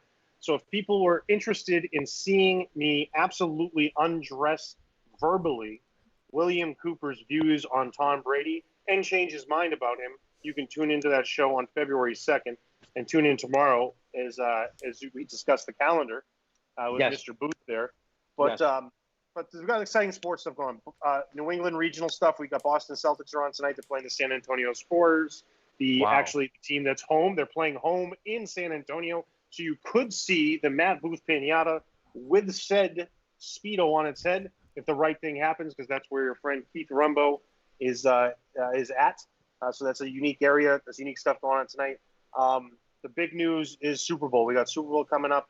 We've got one of the youngest quarterbacks in the league that's been at a high level of success versus a guy that's been there doing it for over 20 years with Tom Brady. So the big story is the Super Bowl. And I thought the most unique thing in the news with that was how many fans they're letting into the stadium. Because there's obviously restrictions and things around the country. Things are now loosening up miraculously with our new administration, despite there being no opportunities for improvement of the COVID situation. These states are opening up slowly. But there's going to be 22,000 people at that stadium, which is about 20%, a little over 20%. So there will be 22,000 fans. And the news thing that was very unique about it is tickets are going for more than $30,000 for this thing, and they're going to slowly increase. So we're watching an unprecedented Super Bowl in an unprecedented period of time, and the optics around it are very interesting. So I'm going to be up in Tampa next week for the weekend. I'll be there Thursday and Friday and Saturday, and then I'm doing a Super Bowl party in Atlanta. But I'm interested to see what goes down. The Super Bowl, I've been to the host city for the last 7 years. And I'm really interested to see what happens with the COVID situation. And I think everybody else is too. So this next 10 days is going to be some interesting sports news to watch. And then the last one, we got NASCAR starting up in 2.5, 3 weeks? That's right. It's coming. By the way, racks a ticket. Yeah, it's crazy, right? Insane. And it's going to go up. That fucking stadium. Yeah, You seriously. know what I mean? Yeah. That's you got to get the stadium, and stadium, you decided to do gin. You got to do stadium or parking lot. You got a parking garage or parking lot. Yeah. Money. No, you're right. And the short money to build too. I mean, it's all concrete. It's all standard. You just got to own the space and have the real expense comes from knowing the people that allow you to actually build the parking lot where you want to build it. Correct. But Matthew, you may be able to touch on this. There's some crazy stuff going on in the NASCAR season this year. They got some different races and things planned, I heard. Crazy. They're going to be going around circular style very fast at high rates of speed. But the first race is not circular. Big belt buckles. It's a road course. It's going to be the wild. First course is a road course. And road course. And I don't think I'm wrong, Matthew. Both Matthews. I don't think I'm wrong that one of the races is going to be on dirt this year. It is. Really quick, I want to do a quick shout out because I promised this earlier today. I want to do a quick hello to my buddy Jackie Chen, who I work with. Ni hao, Jackie. Ni hao. Yeah. So Bristol, Tennessee, it's Bristol, baby, will be dirt. Dirt track. Dirt track. So there's going to be a dirt track at Bristol. There's going to be several road courses. They will be racing in Austin, Texas this year. Daytona road course again. It is going to be it's different, much different. It's not going to be 95% ovals, maybe like 2 road courses. It's going to be more road courses, a dirt track, very diverse this year. I think it's going to be a nice change of scenery for the NASCAR community and just the racing excitement in general. It's going to be different. It won't just be all the ovals. Which, I mean, I'm a big NASCAR guy. I know this. If you don't like NASCAR, your biggest argument is they go around in a circle all day. It is a lot more than that, and I will argue that to the end of time. We don't have time for that on this show, so I'm going to try not to get into that conversation. However, it will be nice to have more road courses and a dirt track. I'm really interested to see how that dirt track at Bristol goes down. That would be interesting to watch. It's the one I'm the most excited about. Yeah. It's going to be especially to see those cars on there, first of all, and I'm really interested to see how they manipulate the cars, like the amount of work and change how those cars are going to have to operate on there. Like the tires are going to be different. Suspension will be different. Yeah. But especially considering the fact they're doing it at Bristol, which is a very short track. So, yeah, I'm interested to see how this unfolds. I'm really excited for that race. I want to say it's earlier in the season too. They're building it now. They've posted photos. They're bringing the dirt in For the Bristol. first 2 months, I understand. Yeah, they're importing the dirt. They're importing the dirt. Yes. Where are they bringing the dirt from? I believe it's like an Amazonian soil of different blends. It's no shit. Yeah. No, I don't know. it could. That would be right. They actually caught a little bit of a snag.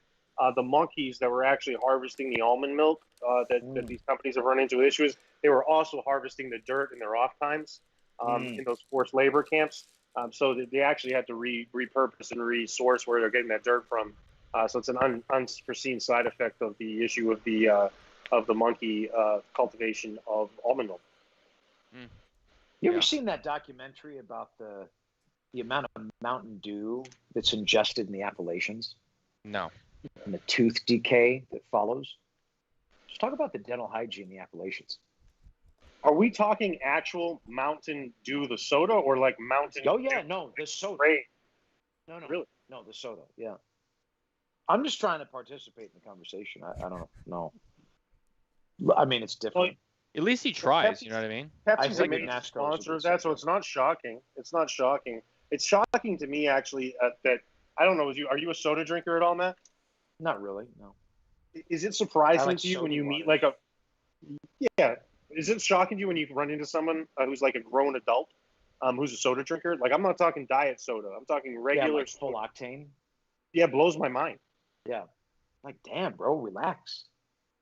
Yeah. I just want to know how they made it to a full-grown adult, because after I hit like 22, 23, I just can't. Here we go.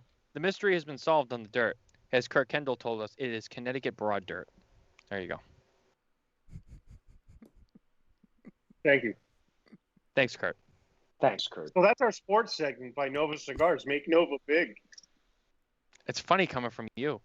It is. Advertising for a brand. I'll be honest. I don't understand what Make Nova big means. I still haven't understood that. And I'm upset that we didn't ask what that actually meant. It means, I don't know if anybody knows it. I'd like to know. It's a hashtag that they use on social media as a way to, encourage building their brand and making their brand big and mainstream. So I actually talked to Leo about this on Monday. I was doing the Ambassador Zoom Lounge with her.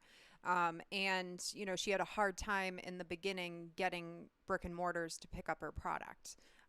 She sells direct to consumer right now. There are some brick and mortars who do carry Nova, but to bring brand awareness as a boutique line, she started this hashtag to try to catch on, to kind of bring awareness through social media so that brick and mortars would actually see her when they search her and have like all this content from people who would post it and repost it.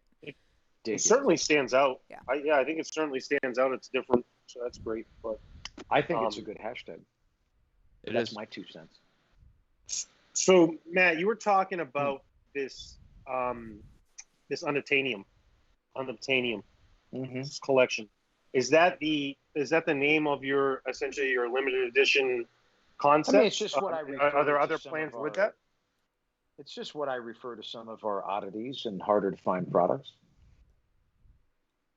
Now, are there plans that you're looking at now for continuous programs like that, or are you focusing on the more standard and more regular production lines that you're focusing on? Like, how do you balance that in your head, right? Both. Yes to both.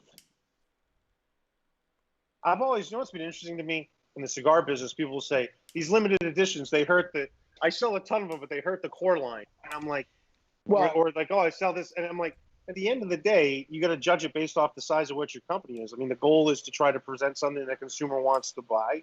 And if you continue to do that and continue to be creative, I think the challenge with some limited products is they have not continued to be creative. And I think you're a great example of all of yours have been uniquely different.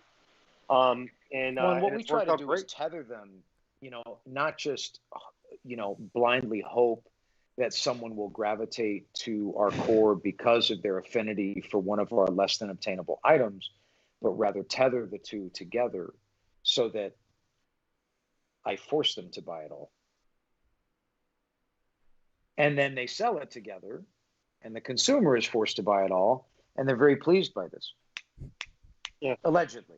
At least I like to think they are. No, I think if they weren't, I think you would know. Agreed. I wanted to say really quickly, Matt. I said I had the 10th anniversary last year. Mm-hmm. This is better. It's also better. It's also better than the farce. I really like this. Well, I'm glad, bro. I'm glad you like that. It's a where room. that came from. You know what it is? It's a Room 101. That's why I like it. If I didn't like it, you know what I would have done? I would have taken the band off and I would have said, "Yeah, this is an LFD." It's just kidding. Jon knows I like LFD. So in the time, LFD, actually. He does. Yeah. You've always been a big supporter of different stuff, and I know we've done some cherry picking and some shops together before up in the Northeast with some age stuff, and I've always done. Actually, some of the first times I smoked different cigars we had were things that you'd mentioned to me when I first started. One question I've never asked you, which is shocking to me, and I'm sure people have asked this. I don't know why I've never asked it, and I don't know if I've ever heard it answered. Tell me, what does Room 101 mean? Oh, I think I know what it means, but I'm afraid I'll be wrong. And by the way, if I should know this, I apologize for being an awful friend. You son of a bitch. Okay. Matt, so, can I ask you if it's what I think it is? Fucking A. Does it have to do with a reference to 1984? Yep. Yeah. That's what I had figured. Room 101 in this story, the plot, is basically the last station in your reprogramming in the government building, and it's where your worst fears are perpetrated against you to completely annihilate you, right? And I didn't name the brand Room 101 because I wanted to name it after something scary. If I wanted to name it something scary, I'd call it like airplane diarrhea or something like that, because that's terrifying. I've never experienced it, but I've thought about it many times. I'm like, oh my God, what if I couldn't control? What if you couldn't control yourself? Sweet Jesus, man, what a problem. So, but I named it Room 101 because I wanted it to be, I am a champion and an advocate, forever will be, for the independent spirit. And people's individual, their ability to express themselves, and that's what they're trying to stamp out and eradicate in that story, so that's the connection. Not to get all deep on you. No. I had a feeling that was the theme, but I guess my follow-up, does that question get asked regularly, or is that kind of slowed down? That gets asked regularly. Thanks for paying attention. Yeah. I've never made it that far in the enlightenment process. Yeah. No, it's all good. No, yeah, it does, man. People ask a lot. People ask that a lot. There's also someone.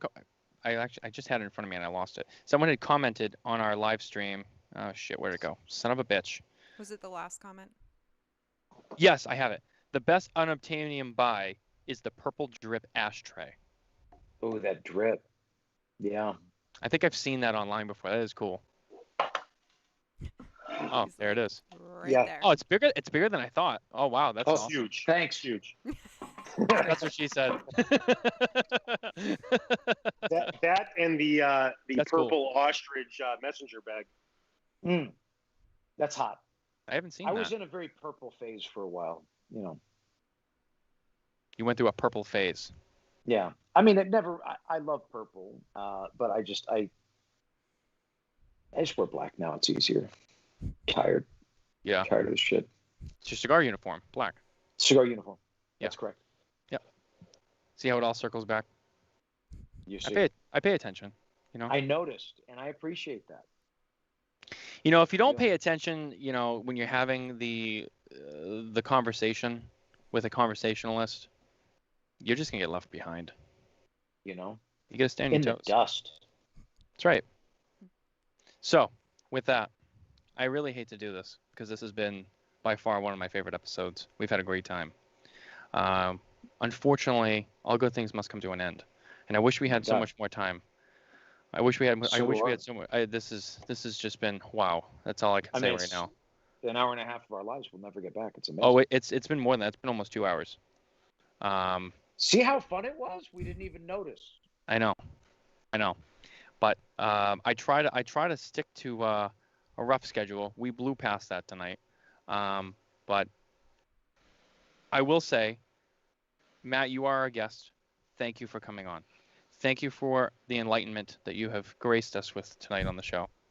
And I want to throw it to you first, and then the rest of us will chime in.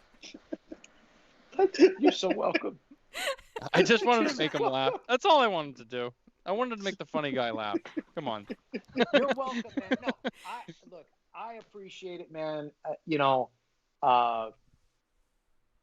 A lot of people ask me many things, but one of the things that I get a lot is, they ask me if I ever get tired of doing things like this, right? And people asking about our brand, and I actually love it, man. I love not only the interaction, but it's never lost on me the fact that okay, so you have some level of new media show. What do you call yourselves, by the way? Who Cigar the fuck media. are you? What do you, new media? Cigar media. We're just cigar media. So you asked to have me on, right? Yes. And that's meaningful because if I didn't matter, you wouldn't have fucking hit me up. So it's never lost on me whenever anyone invites me on their shows or takes the time to care enough to ask anything, about our brand. And so I genuinely appreciate it. All, nipple twisting and other antics aside, it's my pleasure, genuinely. Absolutely. Yeah. No, thank you for coming on. It's been a great time. I think that, a lot of show, like I was saying before, and not to knock anybody, I think everyone does their own thing and that's great. But like John and I have always said, we try to be very different here at Smokin Tabacco. So we try to have a different vibe. No hating. No hating. Just saying, we try to have... I was just getting ready. I didn't know. No. I didn't know what was going on. I love and appreciate and support all of my peers on this level. No, we've always said we wanted to try to be different. We wanted ourselves to be a little more unique. So with that comes usually a more unique conversation, and I think we had that tonight. And it was a lot of fun. And you've been a great guest. So yeah, thank you. But Nicole, then John, anything you guys want to say? Yeah. So the word "fuck" was used by you 44 times on this show. I don't think that's a Smokin Tabacco record. But it's a record, and now you are the highest standard for that.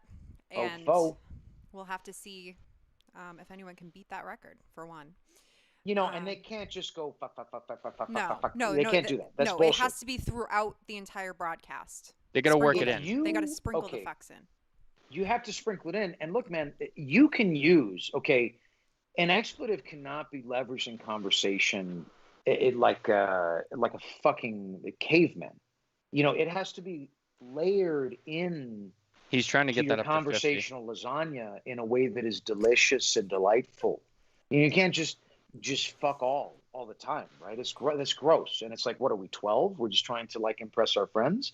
If you're going to say it, it has to come out as a natural byproduct in the conversation.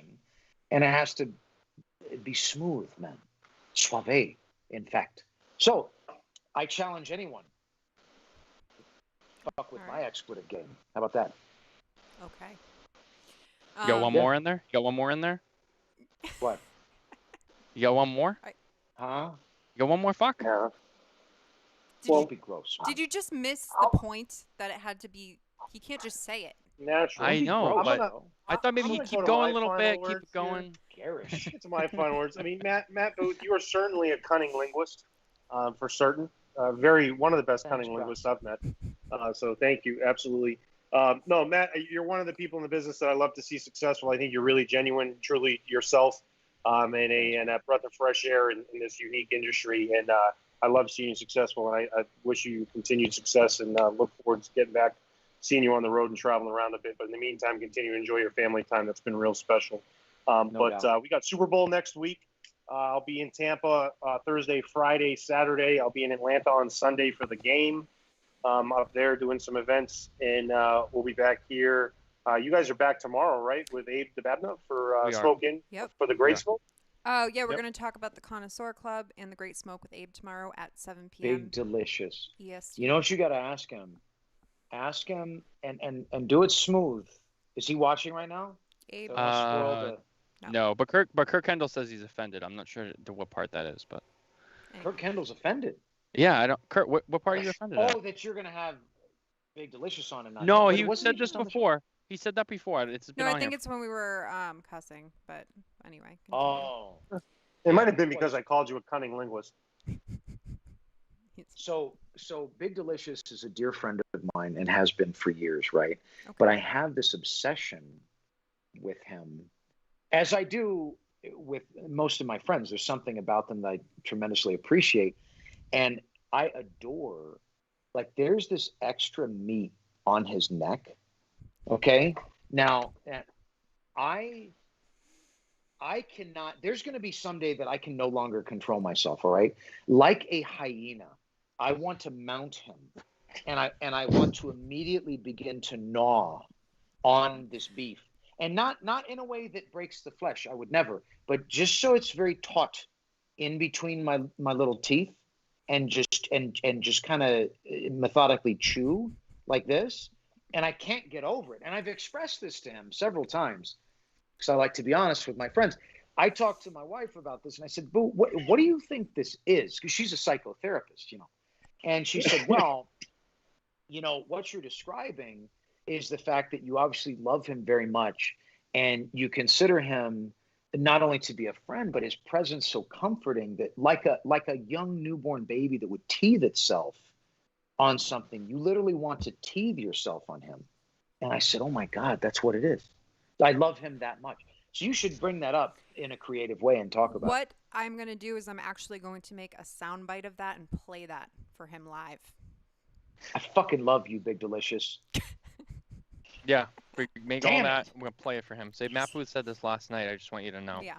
Oh man. Carney won't be there for that one. I did talk to Abe this afternoon. He's looking forward to the show tomorrow night. I'm gonna be up in Delray Beach at a Red Meat Lovers Club event, so that'll be fun. But no, Matt, thanks for coming on the show, man. Great to see you. Glad to hear things are going well for you. Thanks, bro. I appreciate the time. Absolutely. Is that it? Are we going now? No, well, I'm gonna close some remarks. Stay with us until we're off the air. We'll talk to you off the air for a second. But yeah. So that is the show. Matt kind of stole my thunder there.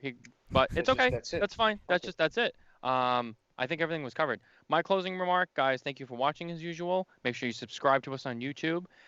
Listen to us everywhere podcasts are available, and we'll see you tomorrow night with Big Delicious.